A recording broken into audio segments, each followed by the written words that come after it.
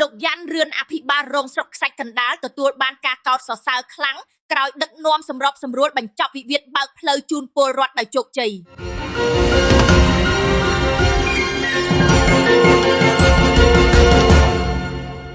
ខេត្តកណ្ដាលបង្ហាញនៅមនសិការការងារខ្ពស់និងភាពប៉ិនប្រសប់ក្នុងការដោះស្រាយបញ្ហាជូនប្រជាពលរដ្ឋលោកយ៉ាន់រឿនអភិបាលរងនៃគណៈអភិបាលស្រុកខ្សាច់កណ្ដាលបានដឹកនាំក្រុមការងារចុះដោះស្រាយនិងបញ្ចប់វិវាទដីធ្លីរវាងពលរដ្ឋនិងពលរដ្ឋប្រកបដោយតម្លាភាពនិងទទួលបានការពេញចិត្តយ៉ាងខ្លាំងពីគ្រប់ភាគីពាក់ព័ន្ធកម្មភាពនេះបានធ្វើឡើងនារសៀលថ្ងៃអង្គារ2រោចខែចេសឆ្នាំមមីអត្តស័កពុទ្ធសករាជ2570ត្រូវនឹងថ្ងៃទី2ខែមិថុនាឆ្នាំ2026ក្នុងករណីចុះសម្របសម្រួលសំណើសុំបើកផ្លូវតាមប្លង់ហេដ្ឋារចនាសម្ព័ន្ធដែលបានចុះបញ្ជីដីធ្លីស្ថិតនៅក្នុងភូមិបឹងក្រចាប់ត្បូងឃុំព្រែកតាមាក់ស្រុកខ្សាច់កណ្ដាលខេត្តកណ្ដាលក្រោមការតំណាងដ៏ខ្ពង់ខ្ពស់របស់លោកចេងឌីណាអភិបាលស្រុកសមត្ថភាពដឹកនាំនិងដោះស្រាយជាក់ស្ដែង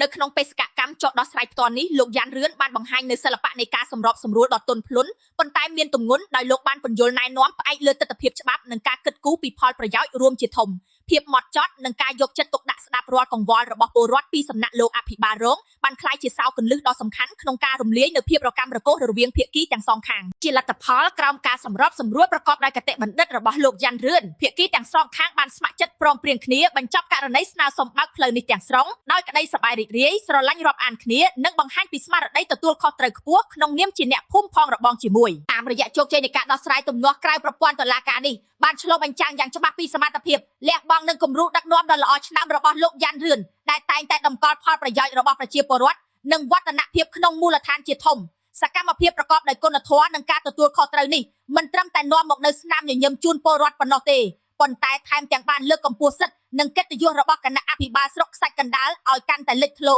និងជាទីទុកចិត្តបំផុតរបស់ប្រជាពលរដ្ឋ